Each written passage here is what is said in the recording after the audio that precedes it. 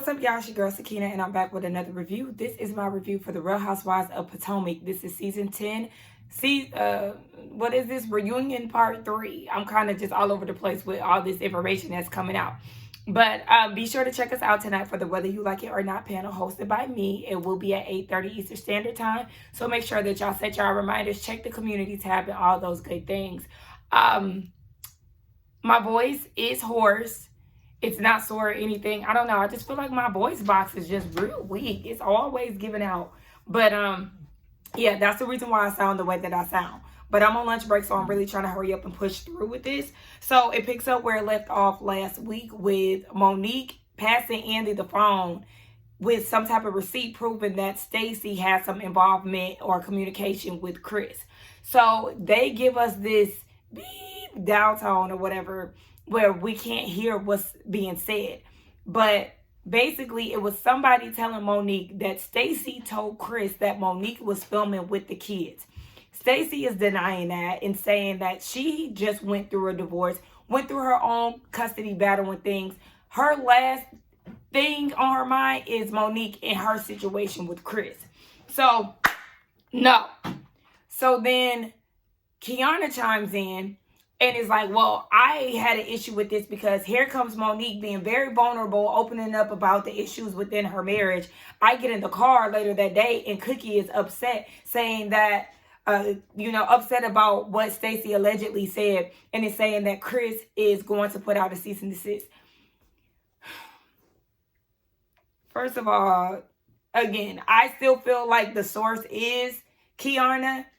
But whoever this person is, they're blanking the name out. I have no idea who it is. I can't even see mouth movements because they're not showing anyone's mouth when this person is mentioned. Who is this person? Why do they have to be hidden? I don't understand that.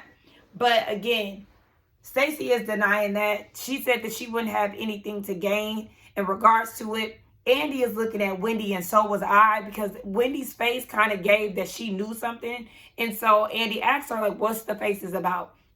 It kind of seems as if you're waiting for Stacey to be honest.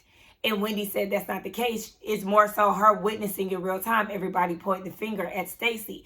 But the fact that this person is saying this, that's what really has her, wondering what's going on. And then Wendy asked Monique, okay, how do you feel about this?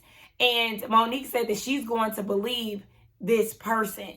Whoever this person is, they hold a high regard. But Stacey, you did get a little tripped up when you said that you didn't have any contact with Chris. Because as soon as she said that, I said, but you did. Because he was texting you. And Monique said the same thing. Yes, you said that he texted you prior to her being a part of the show. So y'all did have some type of communication. Now, the extent of it probably wasn't, as major as they're making it seem. It seems like Chris was trying to, verify if he was being mentioned on the show and things like that. But the point is, yes, you did have some type of communication with him versus you saying that you didn't at all. And then Jassy, what was annoying me with her, now you're trying to flip the story and say that Stacey was sleeping with Chris. Because Stacey was like, well, let's get Chris on the line. And Jassy is like, well, if you're having sex with him, he's not going to admit that. Nobody ever said that. That's how y'all literally twist stories around.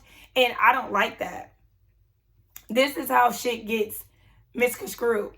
Even with her saying, and if you're still having sex with him, he wouldn't tell the truth anyway. Why would you put that out there? You're the same one who tried to be fake angry with Tia for saying that Mr. Sunshine was flirting with you. But then you go out there and put in the atmosphere that Stacey is allegedly still sleeping, even though she never said they were sleeping together. Put that out there knowing that she's back with her husband. That was so lame to me. And Giselle talking about, why would so-and-so make that up? The same reason why you tried to make up the paternity shit against Monique. Like, there's people that make shit up.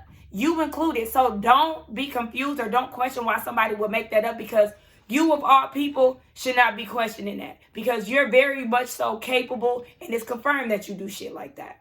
Them acting as if Monique just shared the most top secret of secrets involving her marriage is kind of annoying me though. Like Tia chimed in, you were very vulnerable and you know, you shared with us. Okay, yes, I understand that, but she's not the only one that shares, you know, issues within marriages on reality TV. She hasn't done anything profound. But Tia also was saying that all families should be off limits or something along those lines. And let me tell you right now, Tia, no, baby, it's not. Because your good sis Giselle, again, she plotted on Monique's family in a nasty way. So families are not off limits when it comes down to shows like this. They don't give a damn. They'll come for your husband. They will come for your kids. Everything. Your mama, baby, family. When y'all be saying all of that shit, it sound good, but that's where it stops and starts. Okay, if the camera gets to moving around and stuff like just now, I have the puppy in here because I don't want him to take a nap just yet. Anyway, they start talking about trips.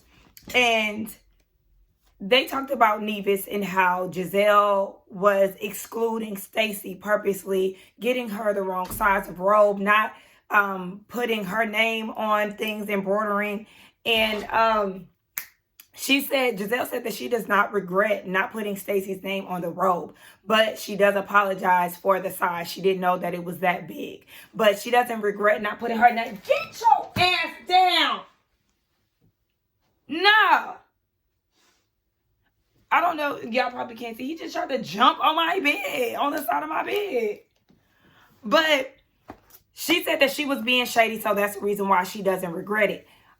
Okay, we're going to put a pin in that. So they started talking about the lady singing and how that was fun and all of that. Ashley thinks that she's the Beyonce of the group. Angel, I'm going to give it to her because we know for damn sure that Ashley, girl, stop playing. When they start mentioning Tia and her job and having the ladies at the polo event, when Tia was saying that she sold more than one house and directed it to Jassy, Jassy is always going to bring a man into the equation because then she's talking about, great, you sold more than one house, now you can take care of your husband. Girl, please. So they didn't get into Colorado. Angel said that she does understand, you know, the reason why the ladies had so much backlash with her separating them. She understands that that's not how they operate within the group. But have you ever been on a girls' trip, Angel? Because outside of that, I mean, when you do a girls' trip, if you're not in a hotel, you are staying together in one Airbnb. I mean, obviously, she just didn't want to stay there because she doesn't like the ladies. But, I mean, it shouldn't necessarily be a, in hindsight, situation because that's how group trips usually go. People usually stay in one place if it's not a hotel. So, Angel did say that putting Ashley and Giselle in that small room was get back. Giselle was like, boo, tomato, tomato. Oh, so it's okay for you to be shady and do some get back or whatever you want to call it towards Stacy by excluding her with all kind of situations in Nevis. But you want to boo tomato and get a little attitude when Angel did her little get back with you and Ashley after that catfish shit? Oh, okay. Again, it's no fun when the rabbit got the gun. Like, Giselle gets on my nerves with that shit. Like, why couldn't you just laugh that shit off? Like, you feel like you're untouchable, bitch. No, you definitely could be touched. I just don't understand why people don't want to come at you. And that's the reason why people went up for Angel, because people act like Giselle is sacred and you can't come for her. Like, the bitch is the easiest read in the room. Like, I just don't understand.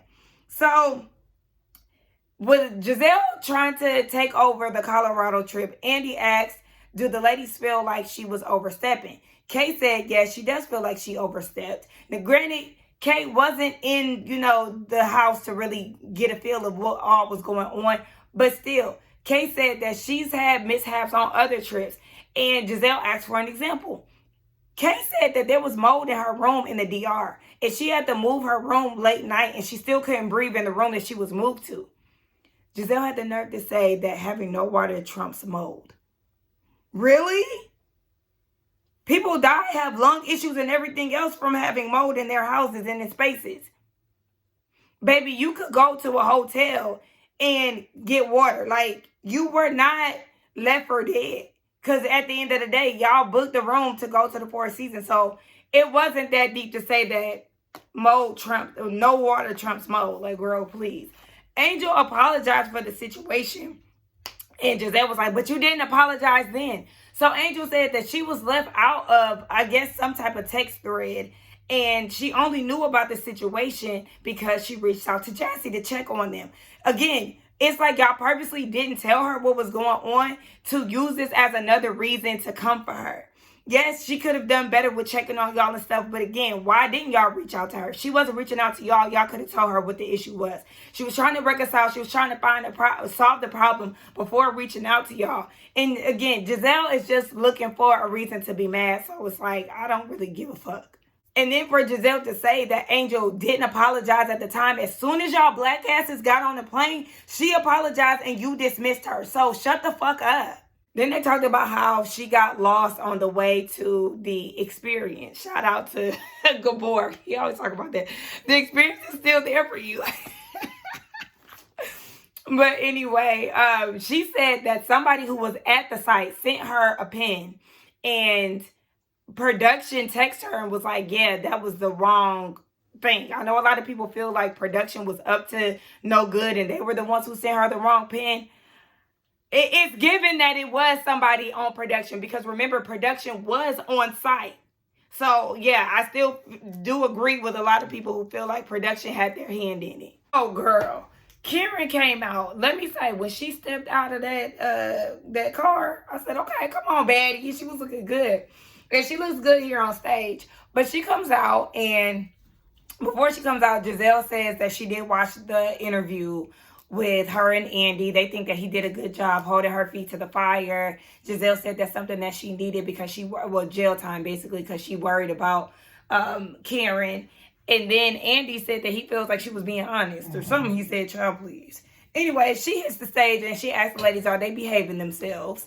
She's had the opportunity to meet Tia and Angel. She said that, you know, watching the show back, she wished that she would have had the opportunity to tell Angel to tell the girls to fuck themselves, but she handled herself well. And I will say that because I remember Candace said that Karen was the one that was, you know, helping her along the way being a newbie on the show. And I feel like Karen's presence was needed in that aspect. I do feel like she would have helped, you know, get Angel together when it came down to how to show up for the show. No.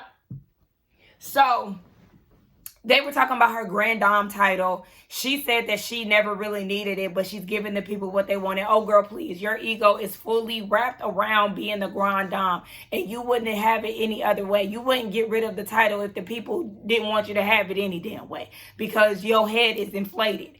So even with her saying like, oh, I would have called Giselle and told her to leave Angel alone, and that would have, you know, basically stopped it. Giselle was like, yeah. She said that Giselle was the most supportive. She was putting letters in her mailbox, and Karen got them and all that good stuff. She also hasn't seen Wendy. I mean, rightfully so. But Wendy said that she's happy to see that she's out on the other side. And then when it came down to Stacey, you know, they didn't end on a good note last year. Remember, Stacey is the one who aired out that Karen was talking shit about Wendy. I feel like that's the main reason why they're not cool. Karen had the nerve to ask Stacey, is she still lying? Hello? Don't ask me that. If I was Stacey, I would have wrapped that up real quick. Don't ask me if I'm lying. First of all, lying about what? And Karen was like, well, last year was the whole TJ thing. You lying about you having a boyfriend. Now this year you lying about whatever it is with you and Chris. I would have asked her, wasn't you lying all season about you being a drunk? Wasn't you lying all season talking about you would be vindicated? Yeah. Have you been drinking today? Because, girl, the audacity of you to ask me, have I been lying? Babe, you've been lying for 10 plus years. We know you've been lying for 10 years on this show. And you've been lying since your kids was little and everything else. Girl, don't ask me if I've been lying. Stacey, I wish you would have said that. I'm sorry. Where didn't you lie last year? Haven't you been lying? Yo, stop it. No. I'm sorry, y'all. Anyway, yeah. Don't ask me shit. If I was Stacey, I would have wrapped Karen up real quick, girl. Karen talking about she's open to reconciling with Stacey. She just doesn't want her to be lying because, you know, she's the only one who lives in Potomac. Girl, that's neither here nor there. I don't care where the hell you live. The truth is always going to be the truth, baby. And you in Potomac and you be lying. So what's next? Andy brought up her sobriety level. She says she's doing good. You know, she's a forever recovering addict or whatever. Speaking of that, she still doesn't want to call herself an addict. She said that she's owning it, but that's the empowerment of it or whatever, girl. I just started kind of tuning her out when it came down to that, because at the end of the day, baby, you are an alcoholic. You are. And you don't want to admit that, and that's the problem, because that is the first step to sobriety. So you owning that or just trying to steer away from owning that is a problem within itself. Oh my God. I had to kick him the hell out. Anyway, yeah, she doesn't want to own it. That's an issue.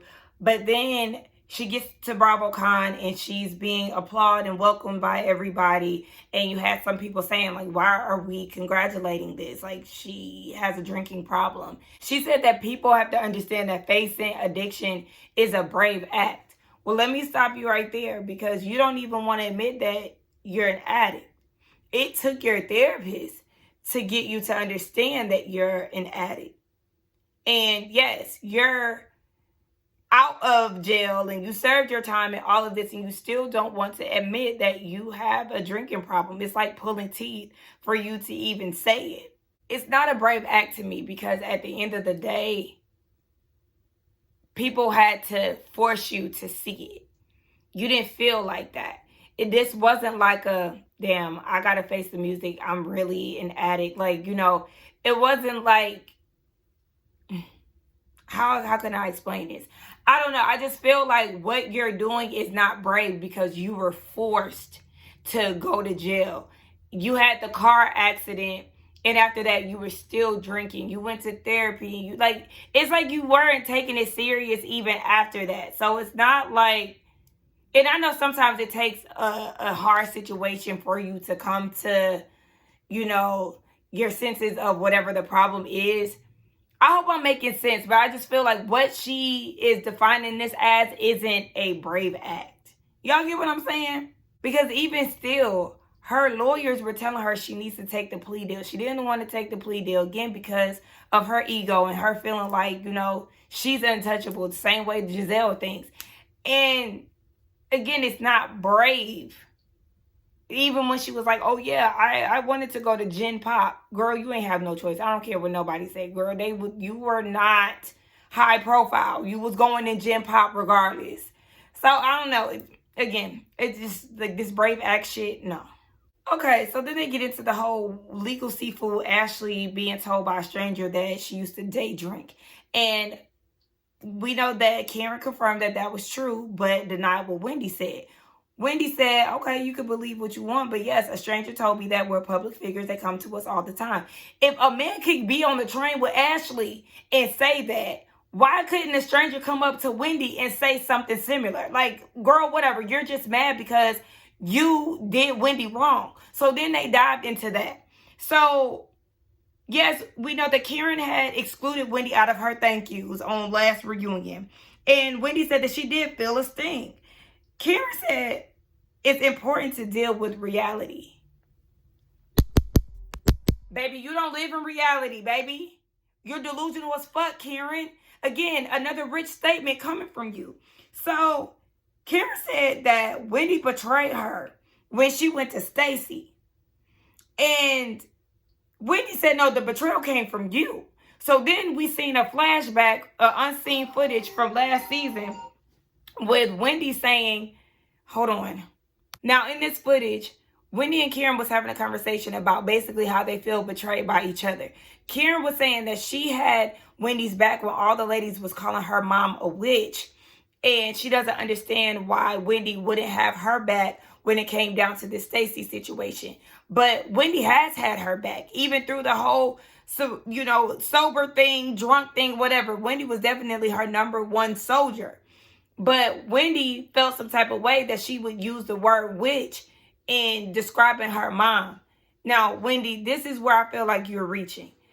Her making reference to the ladies insinuating that your mother is a witch is not her calling your mother a witch. If she said, well, your mother is a witch and the ladies been talking about that, but I still been defending you in regards to it, then that's different. She said the ladies have been calling your mother a witch. That does not mean that she called your mother a witch. Like, let's be for real. You're just being sensitive to the situation, but that's not what it was. So Wendy is like, at the end of the day, Karen, you started it, and she couldn't believe that Karen went to Stacey to talk about her. So Karen was like, I love your mama, Wendy. I really adore her. And one of my favorite things is when she told you to shut the fuck up this season. So everybody is like, oh my gosh. Even Giselle chimed in like, Karen. And Andy felt like that was kind of rough to say because that was a hard time for Wendy during the season. But Karen feels like sometimes Wendy does need to shut up. And they wouldn't even mean nothing to me, honestly, if I was Wendy. Because can't no drunk bitch say nothing to me. Actually, you need to shut your drunk ass up. Because at the end of the day, you trying to flip the script and gaslight me in the situation. Now, yes, Wendy is definitely wrong when it comes down to the whole witch thing. She didn't call Mama Sue a witch. But you can shut the fuck up and stop trying to act like you ain't talk shit about me with Wendy. To Stacey. You be the number one person questioning people's loyalty and all of that stuff when Wendy really wrote for you.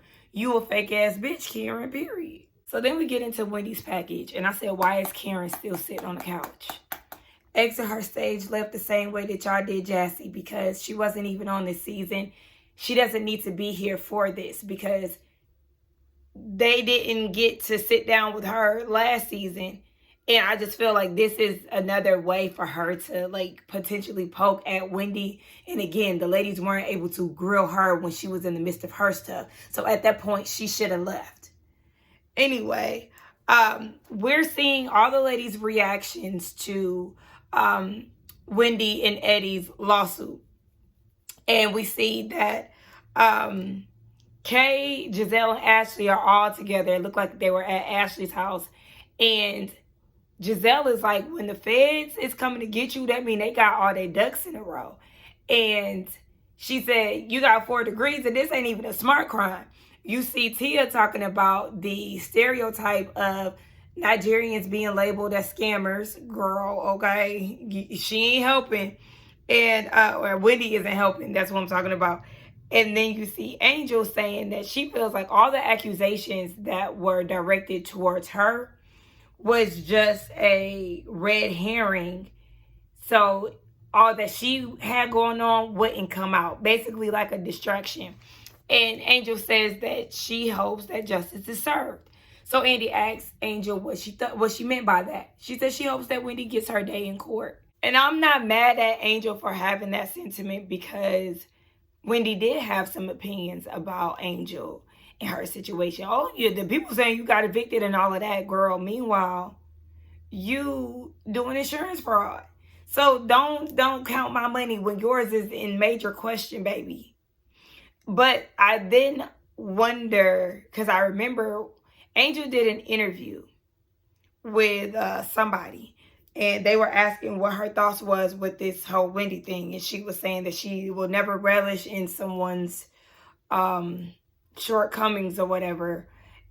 But it's just kind of like, you said that there and then you said this here. If you don't, like, that's what people don't like when people be trying to be politically correct and stuff. If you don't fool with somebody and you could care less if they got locked up, then stand in that. Don't be, saying this one day and then saying something another day.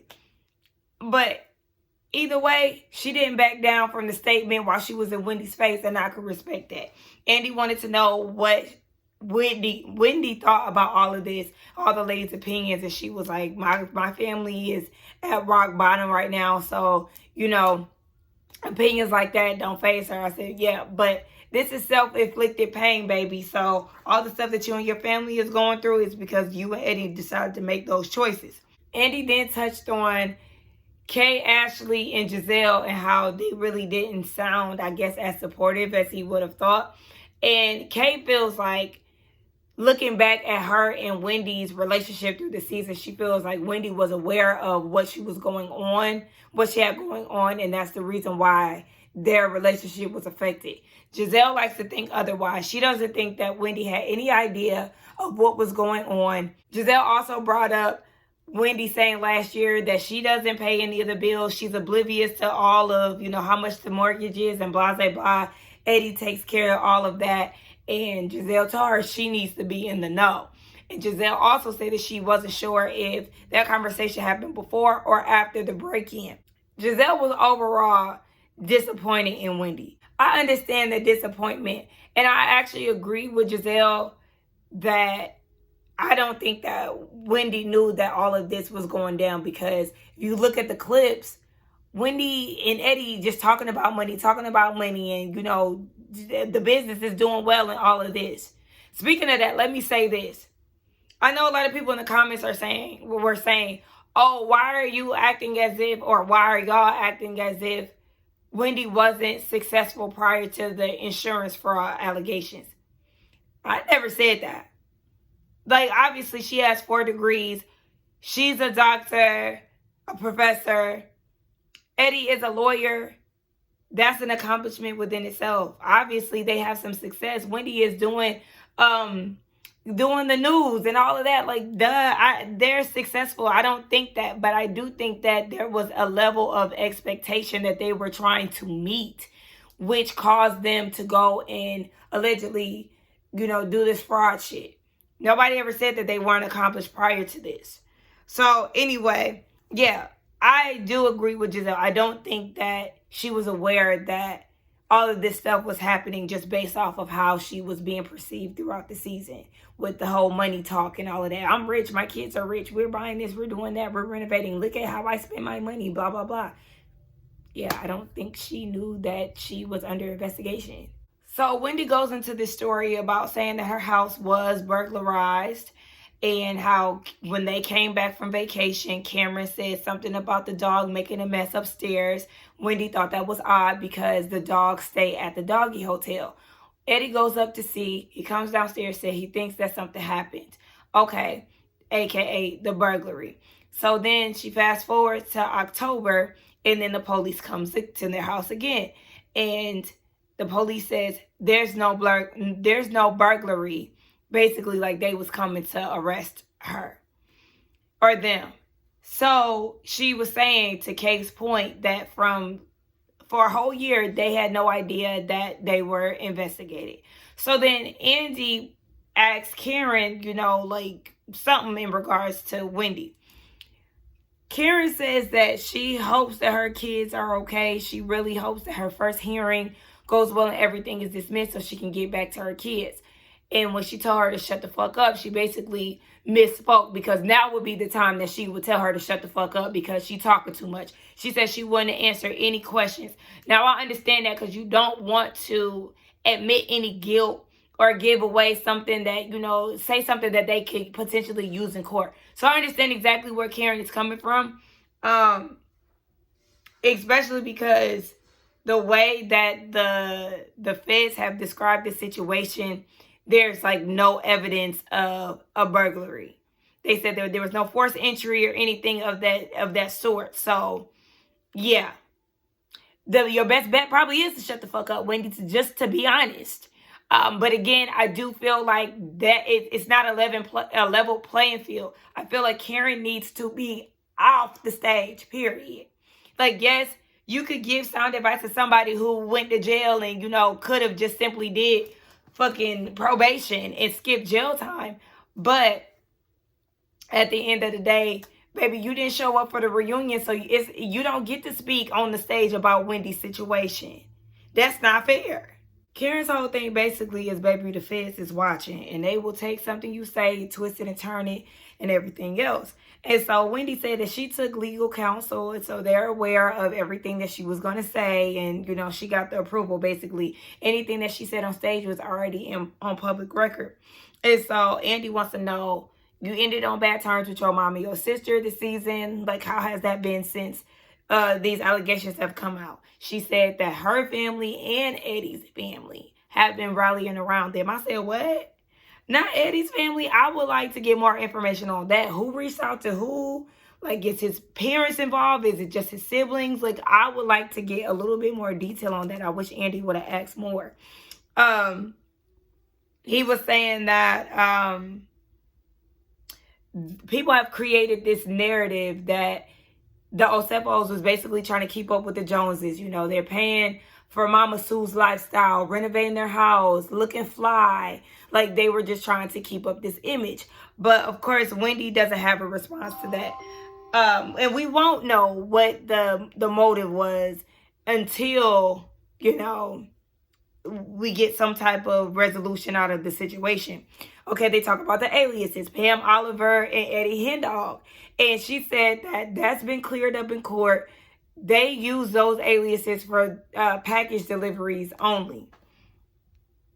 I could see that being a housewife. You know, there are crazed fans. I'm not going to act like these fans don't get out of control. We already see how they bully and, you know, do all this extra stuff, go and write reviews and all this stuff on businesses they never even, you know, patroned. But it's like, okay, I could see that being a possibility. Andy also touches on the prosecutor saying that she has substantial debt and little to no money. You know, of course, she's saying that's their opinion. She's not going to say yay or nay on that. I think one of the viewers asked how it will impact her marriage. She said that she hopes that they hold hands together and rise together. Now, she says that she doesn't have a plan, basically, if her and Eddie go to jail. There isn't anything set for the kids. We already know they're going to be with her mom, but you still want to have a backup plan, Miss Ma'am, because, yeah, you just never know in these type of situations. Like, girl, you want to be prepared. So she says that she just wants to see how all this plays out. She said that some things in court have been corrected, so she just wants to see where all of it goes. Andy said that she is a standout housewife. She brings faith, culture, education, family. And so hearing these allegations is very surprising and unbelievable. She gives Andy his flowers. You know, it's not lost upon her that, you know, he's always been in support of her. He gives the best hugs, gave her a good hug at BravoCon. Okay, all of that is cool. Karen's advice. Since she's just a jail expert, all of a sudden, the same one who didn't listen to her legal counsel is now giving all the advice in the world. Okay. She just basically says she prays for the family. She prays that Wendy never has her liberties taken away from her. You know, stuff like that. Okay, her and Monique off the stage. Eddie Hennessy was there. So that was good to see that, you know, they're not afraid to show up. I thought Eddie would be at home with the kids, but no, he's there in support of Wendy. So I did like to see that baby Giselle didn't have a package and they spoke on it. Wendy said, wait, you ain't get a package?